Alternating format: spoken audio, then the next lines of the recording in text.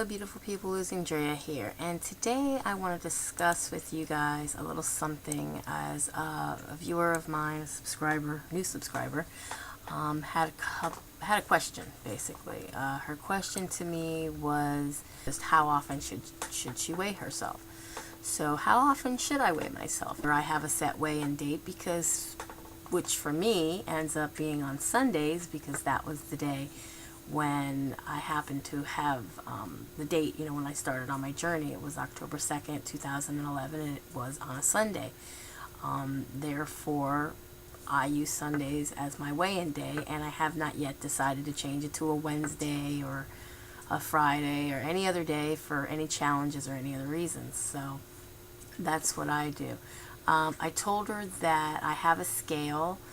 Unlike when I started on the journey, I only used the Wii Fit to weigh myself on, and that wasn't too convenient because you had to start it up and then get on it and wait for her to do her little thing, so I wasn't always getting on it and always checking my weight.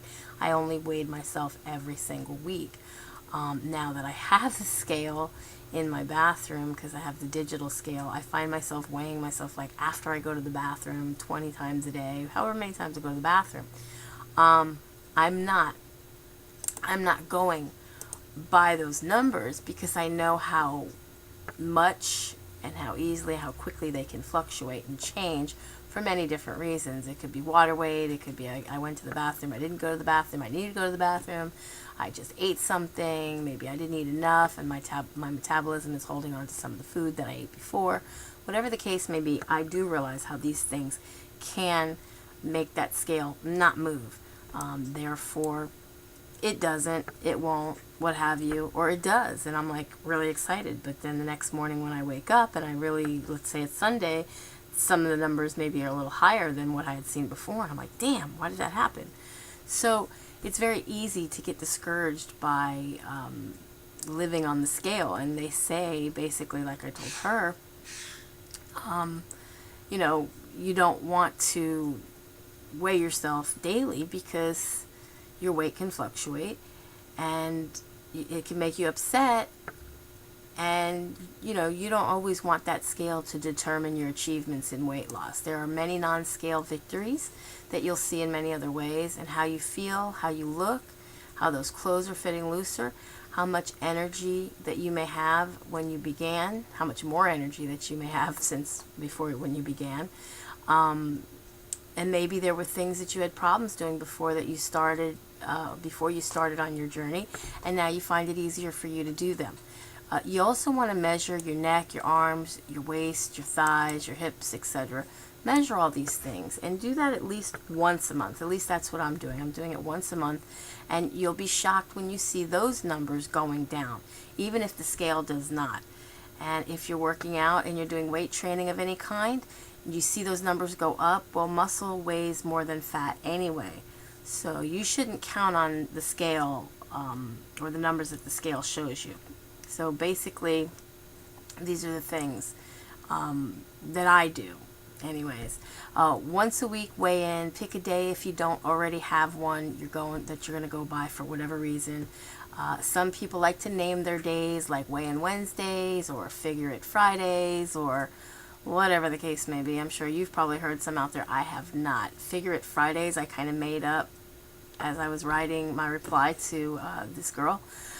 But be creative if you want. It doesn't matter really to anyone other than yourself what you call them, and just stick with it. Whatever it is, don't change it, don't confuse yourself, and definitely don't be trying to confuse anybody else because they might not like that after a while and they'll get confused. There's already enough to have to learn in the process of us being on our journeys, our foods, the nutrition values of some of our foods. And we don't always want to have to depend on having to look somewhere and see what are the calorie counts of this and that, because it's a lot easier and convenient to just know what something is, grab it, eat it, and go.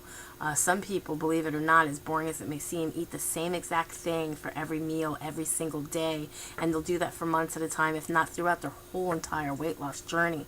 And if they know that it gives them the proper amount of calories, fats, proteins, and carbs that they're going to need for the day, and they don't have to think about it or worry about inputting it into any kind of a website or on their cellular phone, on their little calorie counter program doohickey applications, then they're more at ease doing that rather than always having to think about it and always having to input it. I have had issues myself. I'm on Spark People. It's free. I use their free thing to input everything that I eat. Country Girl 555 Tina said, if you bite it, write it. And basically it's true. You want to write down everything you eat because you don't want to forget it. And you might not be right there at the computer at that moment to write it down and put it in there. But if you write it down, at least on a piece of paper, then you can't forget it. And you can write it in there later. You can go back even days ahead of time. You can go back and forth on Spark People. I don't know how it is on any other site because I don't use other sites. But there are quite a few out there. And anyone who's a little curious or even upset or discouraged about losing weight slowly, don't be discouraged in any way. You should not be losing any more than about 3.5 pounds a week, which is a healthy pace to lose it. That actually is on the high side of what you should be losing. And some weeks, if you look at my channel, you'll see I didn't lose much at all. But then the following week I seem to have made up for it with a bigger loss than usual. And the first couple of weeks, you'll usually always lose more weight because you're losing mostly water. But don't get discouraged if the weeks to follow don't show you as much of an achieved weight loss. That's just how it is. Being happy and stress-free is important to your weight loss than anything else. So keep that in mind. You don't want to be upset by the scale. Something I kind of wrote for her that, another one of my little quirky quotes that I have, like, be the boss of your loss, or be happy, be healthy, be beautiful, but just be you. I now have another one to go by. Don't live by the scale or you're be bound to fail. Basically, that's how it is. You get on the scale and it's not the numbers that you're looking for. And if you're counting on the numbers just by what the scale says and you're not looking at the measurements of the rest of your body or some of the other non-scale victories that you achieved, you can get discouraged and it might upset you. And if you're somebody who has an eating disorder, who likes to binge eat when you're unhappy, that's not going to help keep you away from that pint of ice cream that you might think will make you feel better. So don't live by the scale. So, for getting off to the right start, you need a good tracking program for the foods that you eat. Like I said, I use sparkpeople.com. It's free and it was easy for me. However, you can use many others that I later learned here from the YouTube community of other people using, like caloriecounter.com, I think is one of them, and MyFitnessPal, etc. There are different ones out there that you can use. You're not limited to just the one that I use. That's what I found because of how I was encouraged by someone and they used it. So I figured if it was good enough for her, it's good enough for me. I went by what she's doing, other than she was doing Weight Watchers along with that. And I'm not doing any kind of a program when I can't afford it. Two, I think that I can learn to eat these foods on my own without the help of somebody else, because a lot of us out here in this community probably feel that these programs will put you on like prepackaged meals, that if you stop buying these meals and go off of these meals, then you're going to put the weight back on.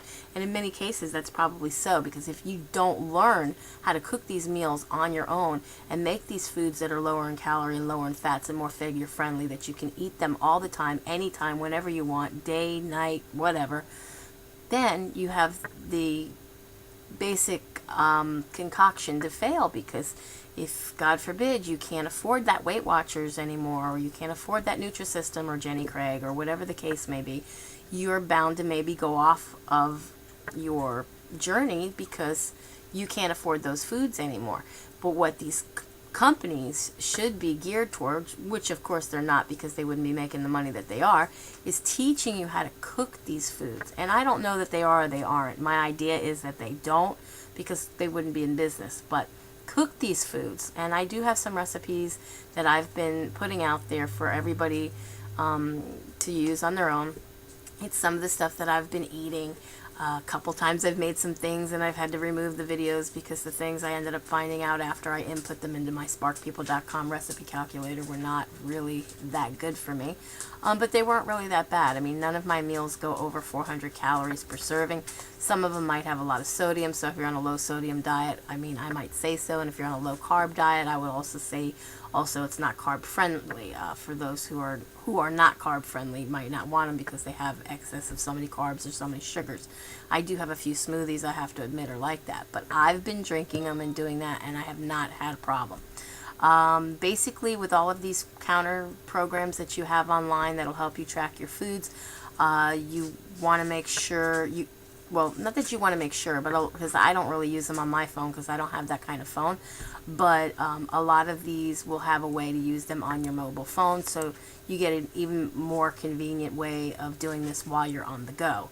And you know, you can not only have a way to be accountable for what you have put into your mouth, but you can check to see the nutrition facts of foods that you get while you're out on the go, as well as if you have no other choice but to eat these foods. So, like, you didn't bring lunch today and your friends are going to the Arby's or the Burger King or McDonald's, most of these common fast food restaurant menu items should or will be listed on these websites for you to look them up before you put them in your mouth. I know Subway for a fact has the nutritional values there that they print for your convenience, and I think a 6-inch turkey sandwich without the cheese and without mayonnaise, I think if you use mustard instead of mayo, is much better. I think it's only like 280 calories. So you want to watch those little small print things because they'll entice you and they'll bring you in and, okay, this is healthy, but it might not really be. So you want to look at that and make sure you look at your serving size, suggested serving size per calorie count, because it's not the whole package. It's usually the whole package will have probably 3 servings in it, something like that, depending on what it is that you're buying. So you want to make sure that the serving size is what you're eating. Don't eat a 12-inch when that 280 calories is for a 6-inch.